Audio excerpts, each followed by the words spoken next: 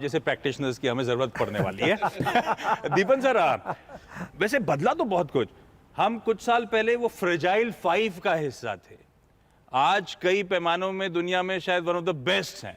ये over the year ऐसा क्या बदल गया कि हिंदुस्तान कहाँ फ्रेजाइल 5 और कहाँ हम सबसे ऊपर रैंक्स में स्टैक अप करते हुए अब नजर आ रहे हैं? ऐसा क्या सी चेंज देखा आपने कुछ सालों में? आई थिंक कुछ स्ट्रक्चरल चेंजेस आए हमारे मार्केट्स और इकोनॉमी में, और इनमें थोड़ी चर्चा करनी ज़रूरी है। हाँ। एक तो सबसे बड़ा स्ट्रक्चरल चेंज जो कैपिटल मार्केट स्पेसिफिक है वो है रिटेल इन्वेस्टर्स की जिस हिसाब से पैसे आ रहे हैं, that savings coming into the retail from the retail investor into the market, ये एक बहुत बड़ा काउंटर फोर्स बन गया है अगेंस्ट एफआईआईज। और आपने बात की 2008 की, 2013 की, तो फ़र्क ये है कि इस टाइम हमारे पास जोर है, हमारे पास रिटेल इन्वेस्टर्स है which can absorb the stock of the FIIs and they are able to take the selling pressure.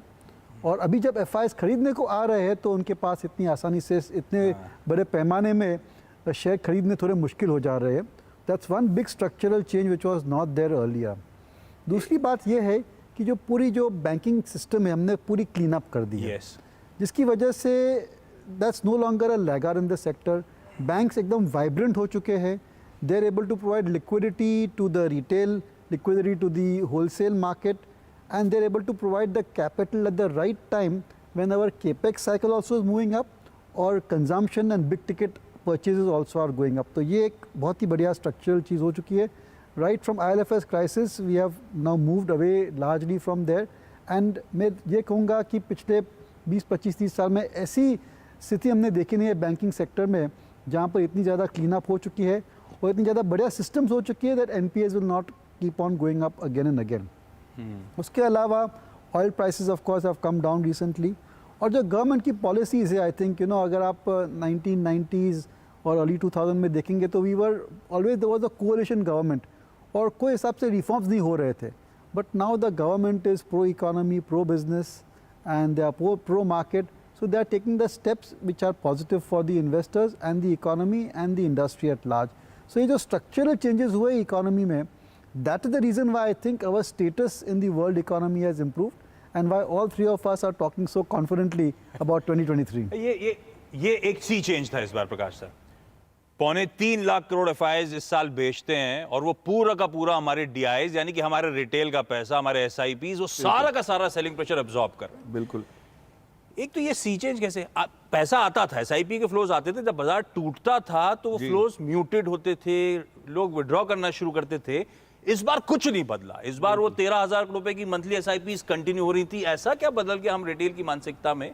और अब 2023 में जब कुछ चैलेंजेस आएंगे, रिसेशन फियर, स्लो डाउन के फियर, ये सब दिक्कतें आएंगी जी, ये भरोसा है आप लोगों के फ्लोज डीआईएस के कंटिन्यू रहेंगे, पैसा झोंका जाएगा? सो देखिए, पहली चीज़ तो ये रिटेल का जो दीपक ने बहुत सही समझाया कि जो स्ट्रक्चरल चेंज हुआ है कि एक बहुत बड़ी ताकत उभर के आई रिटेल निवेशकों की, और वो फिर भी आज 10 करोड़ ही हैं डीमैट अकाउंट जो आज हमारे पास हैं एलिजिबल। मैं समझता हूँ जो जिनकी आय की एक कट ऑफ लेवल पे भी आप देखें तो 30-35 करोड़ तक तो आराम से ये जा सकता है। और यही चीज़ आप 10 साल पहले देखिए म्यूचुअल फंड्स क्या, जब मैं म्यूचुअल फंड इंडस्ट्री में काम करता था तो मुझे याद है हम लोग 5 लाख करोड़ हुआ तो फंक्शन हुआ करते थे। यहाँ पे इस हॉल में भी वो किया गया था कि अब अगले कितने सालों में 10 लाख पहुँचेंगे, वो तो कितने लाखों करोड़ों में आ गया। सो ये जब चेंज जब आता है तो उसकी जो रफ्तार है उसका अनुमान लगाना बहुत मुश्किल होता है। तो हमारे यहाँ जो फाइनेंशियलाइजेशन ऑफ सेविंग्स है उसकी शुरुआत हुई थी डीमोनेटाइजेशन से। अब वो तो बहुत टाइम हो गया, उसको तो हम भूल गए। तो एक चैलेंजिंग, एक चुनौती वाली चीज़ को हमने बदल दिया एक मौके में, एक अपॉर्चुनिटी में। उसके बाद आपने जीएसटी देखा, उसके बाद आपने रेरा देखा। तो ये जो स्ट्रक्चरल चेंजेस हुए हैं, I think we should acknowledge कि हमारे जो रेगुलेटरी इन्वायरमेंट में जो एंटिटीज़ हैं, चाहे वो आरबीआई हो, सेबी हो, एक्सचेंजेस हो, इतना पैसा इसी जगह पे से रेज किया गया इस साल।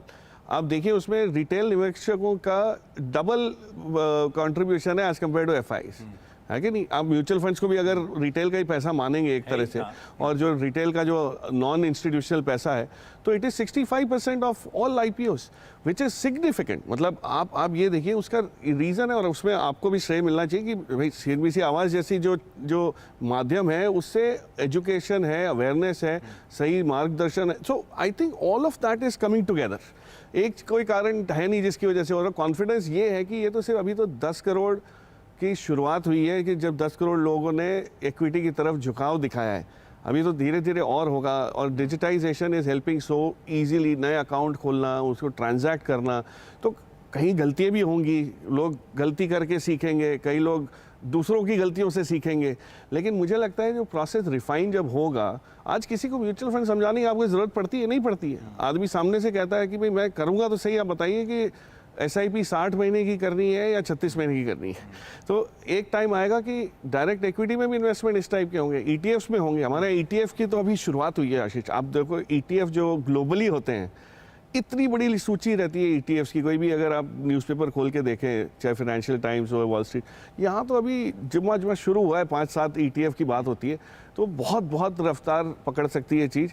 कॉन्फिडेंस ये है, अब 2023 में होता है, 24 में 25 में कहना मुश्किल है, बट रुकावट नहीं आएगी जो शुरुआत हुई है वो और ये अच्छी बात है। गिरते बाजार में SIPs कंटिन्यू करना ज्यादा अक्लमंदी है गुरमीत। लेकिन ठीक है, अब इस फ्लोज से क्या हुआ, इंडियन मार्केट के वैल्यूएशंस थोड़े से स्ट्रेच नजर आने लगे। अब वो ठीक भी है कि DIS का पैसा हमारा फ्लोज आ रहे हैं, उस फ्लोज से पीस एक्सपैंड भी होने चाहिए लॉजिकली। तो हिस्टोरिकली कंपेयर करना गलत हो जाएगा क्योंकि माहौल बदल गया, जैसे इतना सारा पैसा चैनलाइज हो रहा है।